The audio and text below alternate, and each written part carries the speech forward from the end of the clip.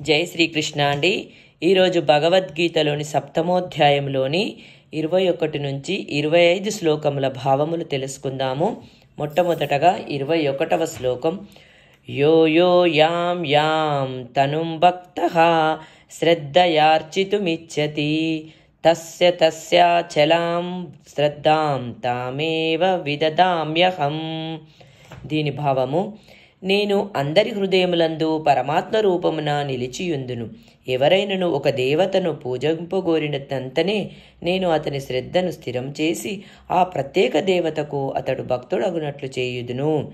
భగవానుడు సర్వజీవులకు స్వాతంత్రము నొసగియున్నాడు కనుక ఎవరైనను భౌతిక సుఖానుభవమును వాంఛించి దానిని దేవతల నుండి పొందగోరినచో అతని హృదయములందు పరమాత్మ రూపమున నెలగొనినట్టి దేవాది దేవుడు వారి భావములను అవగాహనం చేసుకొని వారు కోరినట్లు చేసుకొనుటకు అవకాశము కల్పించును అని భావము.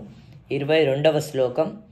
సతయః శ్రద్ధయా యుక్తస్థా స్యారాధనమీహతే లభతే చతతః కామాన్మయైవ విహితాన్ హితాన్.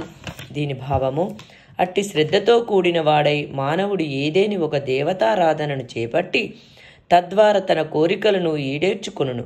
కానీ వాస్తవమునకు ఆ వరములన్నీయు నా చేతనే ఒసగబడుచున్నవి. దేవాది దేవుని అనుమతి లేకుండా దేవతలు తమ భక్తులకు ఎట్టి వరములను ప్రసాదింపజాలరు. సర్వము శ్రీకృష్ణ భగవానునికి చెందినదను విషయమును జీవులు మరచినను దేవతలు మాత్రం మరువరు. కనుకనే దేవతలను పూజించుట మరియు వారి ద్వారా వాంఛసిద్ధి అనునవి పూర్వ నిర్దేశముననుసరించి దేవాది దేవుని చేతనే జరుగును, కానీ దేవతల చేత జరగదు. అల్పజ్ఞుడైన జీవుడు ఈ విషయము నెరుగడు కనుక మూర్ఖముగా అతడు స్వల్పలాభముల కొరకై దేవతలను నాశ్రయించును అని భావము. 23వ శ్లోకం. అంతవత్తు ఫలం తేషాం తద్భవత్తల్యప్పమేధసాం దేవాన్ దేవయజో యాంతి మద్భక్తా యాంతి మామపి. దీని భావము: అల్పబుద్ధులు దేవతలను పూజించురు, కానీ వారొసగడి ఫలములు అల్పములు మరియు తాత్కాలికములై ఉన్నవి. దేవతలను పూజించువారు దేవతాలోకములను చేరగా నా భక్తులు మాత్రం ఆంత్యమున నా పరాంతమమునే చేరుదురు.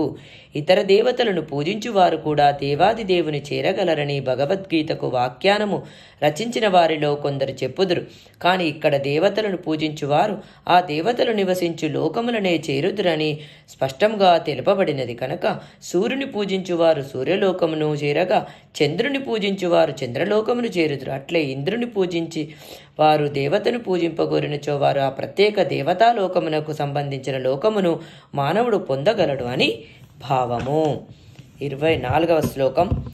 అవ్యక్తం వ్యక్తిమాపన్నం మన్యంతే మామ బుద్ధయః పరం భావమజానంతో మమావ్యయమనత్తమం. నన్ను సంపూర్ణముగా ఎరుగని మంతబుద్ధులు దేవాది దేవుడనైన నేను తొలుత నిరాకారుడనయ్యుండి ఇప్పుడు ఈ రూపమును దాల్చితనని భావింతురు. అజ్ఞానవశమున వారు నాశరహితమును మరియు అత్యుత్తమమునగు నా దివ్యస్వభావమును ఎరగలేరు. దేవతలను పూజించువారు మందబుద్ధులు లేదా బుద్ధిహీనులని పైన వర్ణింపబడిరి. ఇక్కడ నిరాకారవదులు కూడా అదే విధముగా వర్ణింపబడిరి.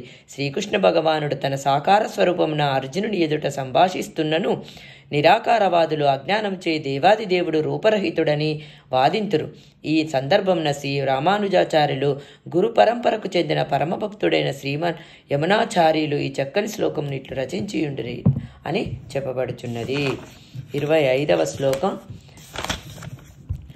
నాహం ప్రకాశః సర్వస్య యోగమాయా సమావృతః మూఢోయం నాభిజానాతి లోకో మామజమవ్యయం. మూఢులకు మరియు మందబుద్ధులకు నేనెన్నడూను వ్యక్తము కాను. వారికి నేను ఓ యోగమాయచే కప్పబడియుందును. అందుచే వారు నాను అజుడననియు అవ్యయుడననియు ఎరుగరు. శ్రీకృష్ణుడు భూమిపై అవతరించి ఒకప్పుడు సర్వులకు దర్శనమిచ్చెను.